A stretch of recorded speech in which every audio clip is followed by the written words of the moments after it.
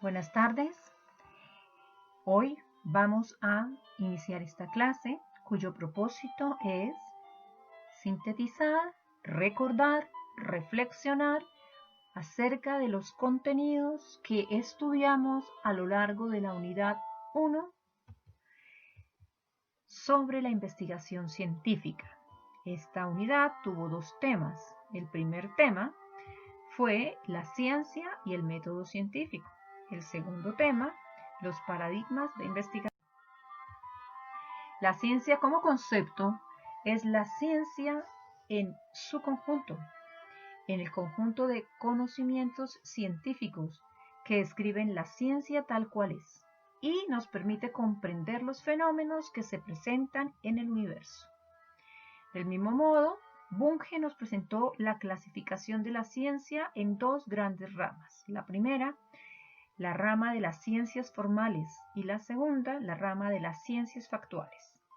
Dijo que las ciencias formales son aquellos cuyo objeto de estudio son las relaciones abstractas entre los signos. Un ejemplo de ellas es la lógica y la matemática. Ellas estudian las ideas, no concretas, sino de esas relaciones abstractas.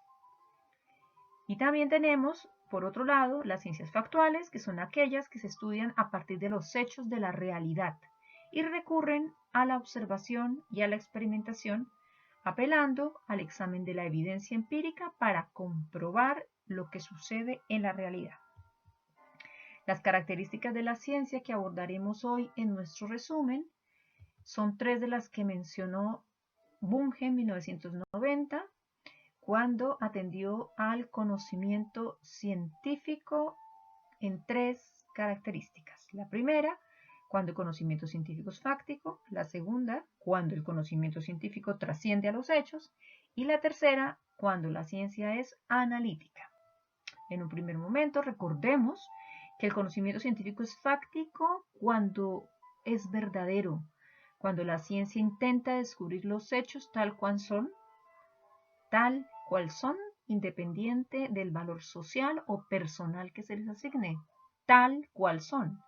El conocimiento científico, cuando trasciende a los hechos, es cuando se logra observar de esta realidad, de estos mismos hechos, descartando lo que no es útil, produciendo nuevo conocimiento, describe, explica luego de observarlos y de someterlos a la experimentación.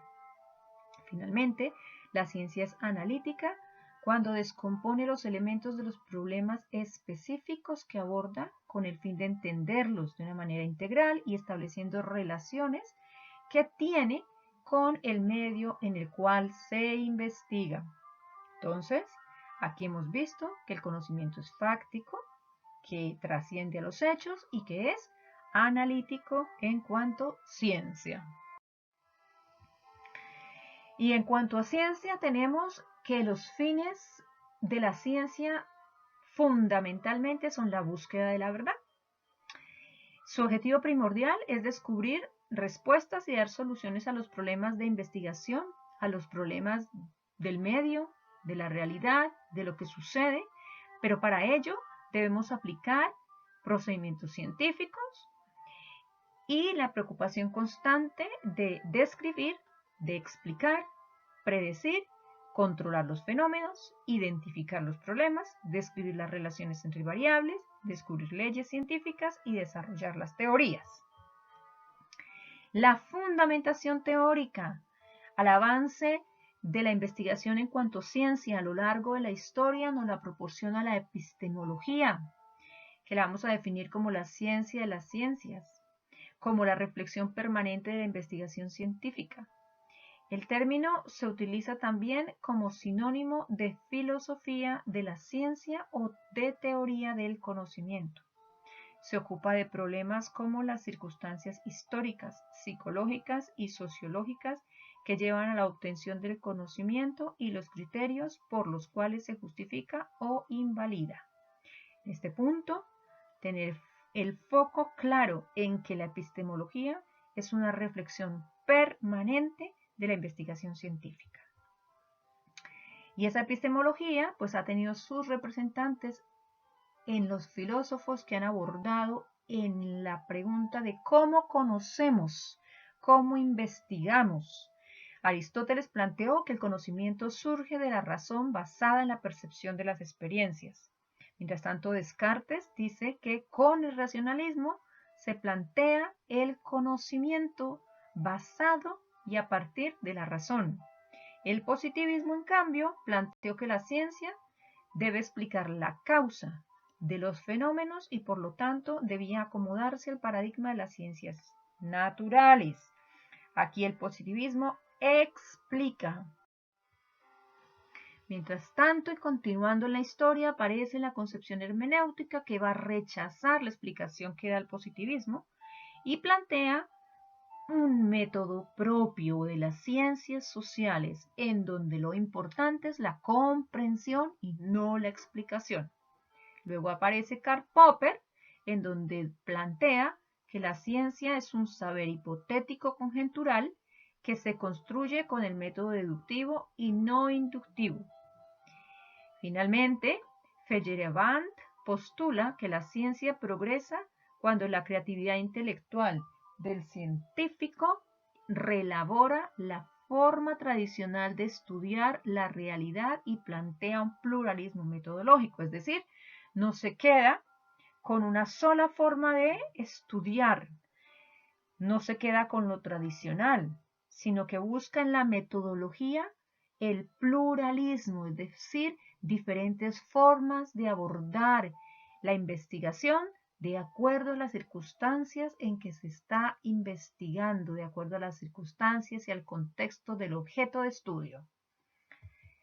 Luego aparece Edgar Morin, quien promueve la idea de un pensamiento que permita desarrollar un nuevo paradigma.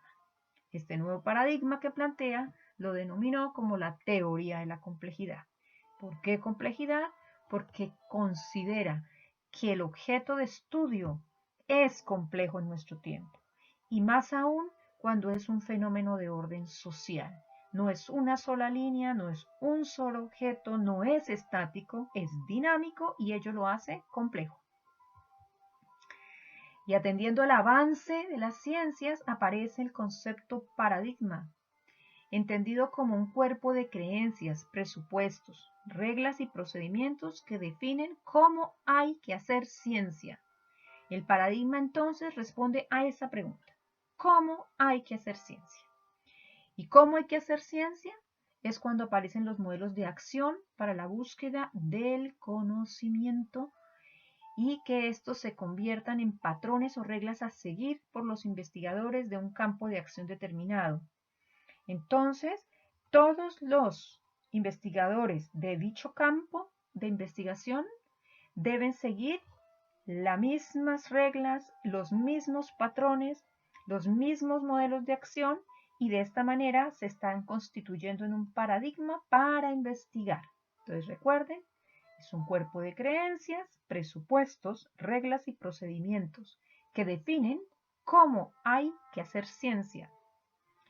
De esta manera hacen aparición en este momento tres grandes paradigmas: el cuantitativo, el cualitativo y el sociocrítico. Entrando un poco más a fondo, el cuantitativo, el paradigma cuantitativo procede de las ciencias naturales. Se basa entonces en la teoría del positivismo. Es este positivismo traído de la teoría positivista del conocimiento. Tiene como finalidad asegurar la precisión y rigor que requiere la ciencia en función de los análisis de datos para trabajar con una gran cantidad de individuos. Utiliza métodos de análisis estadístico y el de las matemáticas. Entonces, recordemos, el cuantitativo utiliza métodos de análisis estadístico y el de las matemáticas. Posteriormente, entonces, vimos y estudiamos el método cualitativo. Cualitativo, recuerden por favor, diferente a quanti, este es cualitativo. surge como alternativa al paradigma racionalista, puesto que hay cuestiones problemáticas y restricciones que no se pueden explicar ni comprender en toda su existencia desde la perspectiva cuantitativa, como por ejemplo los fenómenos culturales. Este nuevo planteamiento surge fundamentalmente de la antropología, la etnografía, el interaccionismo simbólico. ¿De dónde surge el cualitativo? De la antropología, de la etnografía, del interaccionismo simbólico, entre otras ciencias de orden social, y posee un fundamento decididamente humanista para entender la realidad social. El cualitativo entiende la realidad social porque su fundamento es humanista. Hasta acá podemos ver claramente una diferencia entre cuantitativo y cualitativo. Y es que surgen de dos realidades bien diferentes. La una es básicamente positivista y quiere ser de rigor científico, mientras que la otra, que es el cualitativo, va a entender la realidad social y atiende a las ciencias de orden social porque surge de la antropología, la etnografía y el interaccionismo simbólico. Finalmente estudiamos el paradigma sociocrítico, en donde se adopta la idea de que la teoría crítica es una ciencia social que no es puramente empírica ni solo interpretativa. Sus contribuciones se originan de los estudios comunitarios de la investigación participante. La investigación participante es un tipo de investigación que va a dar origen al método sociocrítico. El método sociocrítico está el diseño de la investigación. Este diseño de la investigación es dialéctico y el conocimiento se desarrolla mediante un proceso de construcción y reconstrucción sucesiva de la teoría y la práctica. Entonces, el diseño de la investigación en el paradigma sociocrítico es un diseño de investigación dialéctico, es decir, que dialoga, que va y vuelve, que construye y reconstruye entre teoría y práctica, ¿ya? Y atiende a esa teoría crítica que es una ciencia social. Recuerden que surge después de la Segunda Guerra Mundial, a mediados del siglo XX, y nos afirma que no es puramente empírica ni solo interpretativa.